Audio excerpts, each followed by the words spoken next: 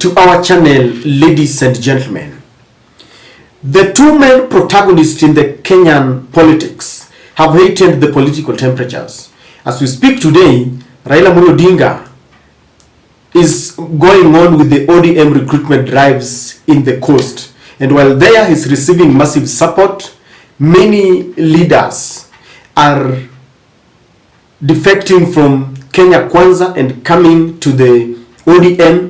Those who are elected on ODM tickets and have been trying to waver to work with William Ruto are begging for mercy from him and from the supporters.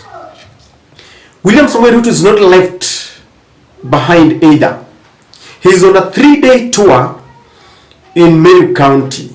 He's trying to popularize his housing agenda, how he's going to give people jobs, and he's also trying to defend his NHIF which the court gave him. But William Ruto is a worried man because just today he suffered a double blow, two major blows. One, the Court of Appeal that he really depended on to give him the green light to go ahead with taxing people, taking money for the housing levy, declared his housing agenda and the quest and appetite to continue taxing people as illegal and unconstitutional. And he received this news while he was talking about the very housing levy, telling people that he wants to create jobs, and he was trying to blame the rich for trying to sabotage his agenda. Not only that, while in Meru, William Ruto was heckled badly. And for the very first time, William Ruto lost his cool and read a riot act to the people who are heckling him. Not only that, he blamed the ODM and Azimio for sponsoring the hustlers to heckle him.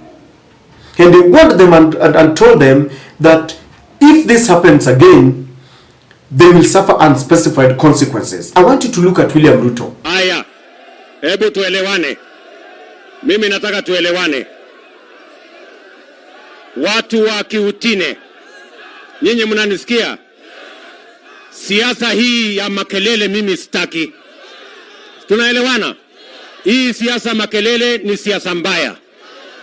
Nyinyi vijana nataka niwaambie, mimi nataka niwapangie kazi ya ajira. Mambo ya kuja kupiga makelele kwa mkutano mimi sitaki. Musikie vizuri. Sijui kama tunaelewana. Sisi tumekuja hapa kupanga mambo ya maendeleo ya Meru. Mambo ya barabara ni ya muhimu, ni kweli ama si kweli? Mambo ya kilimo ni ya muhimu, ni kweli ama si kweli? Mambo ya stima ni muhimu, ni kweli ama si kweli? Kusomesha watoto wetu ni muhimu, ni kweli ama si kweli? Tabia kama hii mimi sitaki tena. Kwa mkutano ya rais mimi sitaki watu wa kupiga makelele. Ninyi mnanisikia? Hii ni kukosa heshima. Mimi nataka kila kiongozi apatiwe heshima. Na mimi nataka niwaambie hivi. Sikizeni vizuri. Watu wa Meru tunaelewana? Kuna siku nyinyi wananchi mtakuja kuamua. Mtu akifanya kazi si mtamuendelea aendelee na kazi. Mtu akikosa kufanya kazi si mtamfukuza aende nyumbani. Iko nafasi ya uchaguzi saa hii. Vijana tafadhali, mimi nataka niwaeleze tabia hii ya makelele ni mambo ya Azimio na ni maneno ya ODM. Sisi hatutaki mambo ya ODM katika mkutano ya UDA na mkutano ya Kenya Kwanza. Ninyi mnanielewa? Kwa hivyo tabia kama hii ya kupigiana makelele iwe ya mwisho leo. Mimi nataka niwaulize nyinyi vijana, tunawaheshimu na tunawapangia kazi yenu. Tumepanga kazi ya housing, tumefanya kazi ile ingine, na tunataka vijana wetu watumike katika kazi ya kufanya maendeleo na kupeleka taifa letu la Kenya mbele. Tumekubaliana watu wa Kiutine? Mnasema tabia kama hii endelee ama tukomeshe? Mmesema hatutaki makelele kwa mkutano? Wale wanasema hatutaki makelele kwa mkutano nione kwa mkono ndio. We do not want this kind of nonsense. Tunaelewana?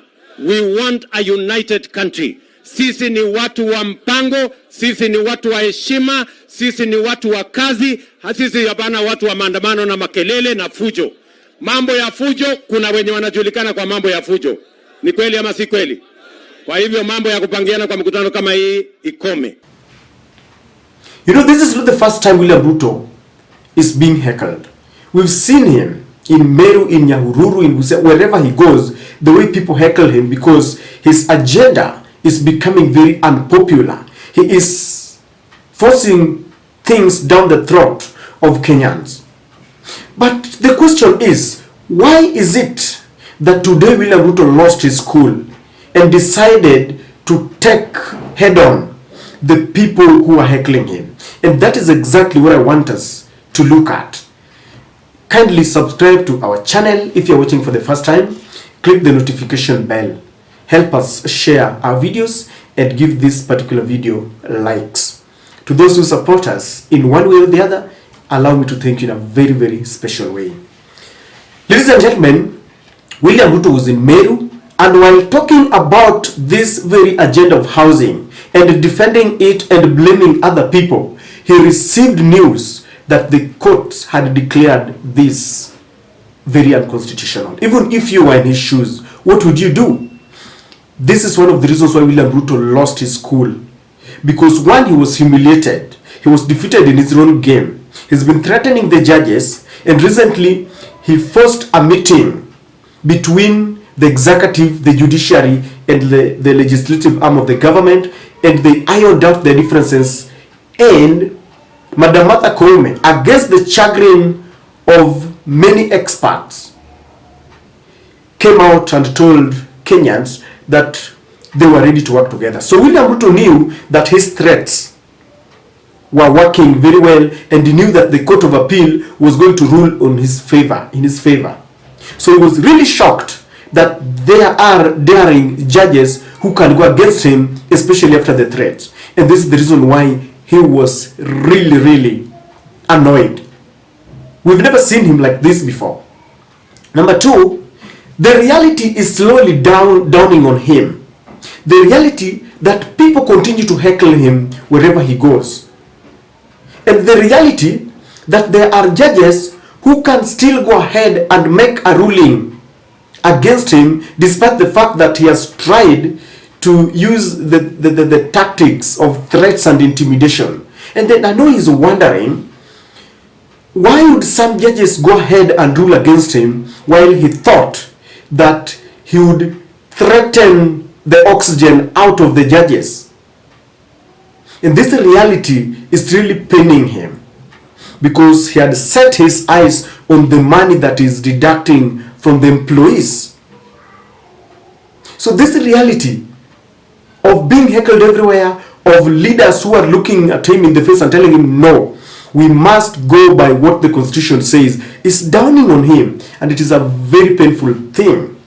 There is another reality of becoming a one-term president, because William Ruto is losing popularity every day. If it is not him who is being heckled, his allies like Kimani Ichung'wah and Susan Kihika are being heckled, and when they are taking this bitter pill from the people, they are just conduits. The main person who is being heckled here is William Ruto. When you see Kimani Ichung'wah is being heckled, many a times is being heckled for trying to defend William Ruto. When Susan Kihika is being heckled, she's trying to defend William Ruto. When you try to defend William Ruto, you face the wrath and the consequences of the people. And this really means doom.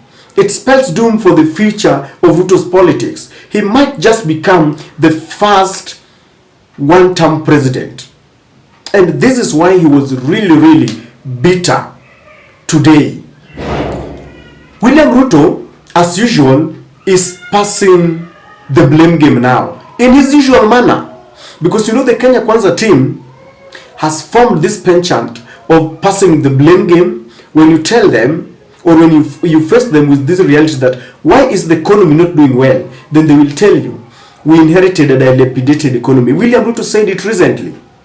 And people have told William Ruto, please, let us assume that you inherited such a bad and a poor economy, but why can't you sit down? You are the man at the helm of everything.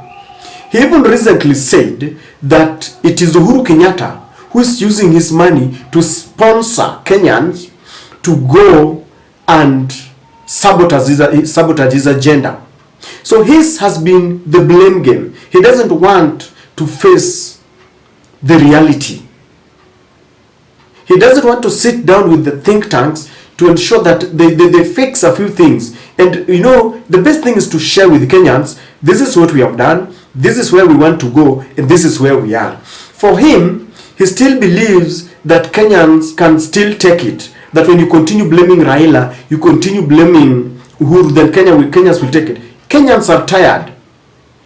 People are taking their children to school, and the cost of education is just too high. So Kenyans don't want to hear anything to do with the blame game. William Ruto is also monitoring what Raila Amolo Odinga is doing in the coast. While Raila was in Busia, one of the people who was trying to work closely with William Ruto, Governor Otuoma, was heckled. Moses Wetangula's blood brother defected to the ODM, and while in the coast, his main ally, or the person who was trying to work with him, the Kwale senator, Issa Juma Boy, begged for mercy, begged for forgiveness from Raila and from the people of Kwale. And so William Ruto is seeing, he's trying to juxtapose what is happening to Raila Amolo Odinga when Raila is on his tours to popularize ODM vis-a-vis what is happening to him when he goes for these rallies.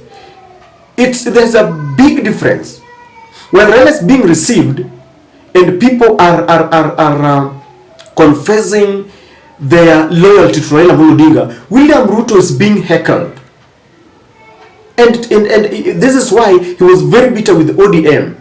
He was very bitter with Azimio, and is blaming Azimio. How do you even think that Azimio, because Azimio did not win the governor in Meru. Governorship or the gubernatorial position went to an independent candidate.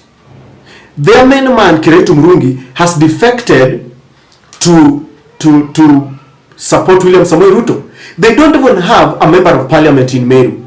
Do they even have an MCA? No.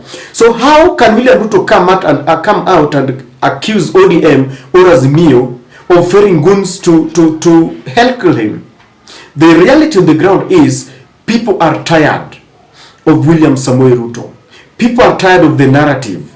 People are tired of the rhetorics. And William Ruto must now change the tactics. It cannot be threats every day. It cannot be prolonged promises. He must decide to have a paradigm shift and face the reality. And William Ruto will continue to be bitter because the courts have decided. We wait and see what he's going to do, and people continue to heckle him. I don't know what to think, ladies and gentlemen, but this is my take.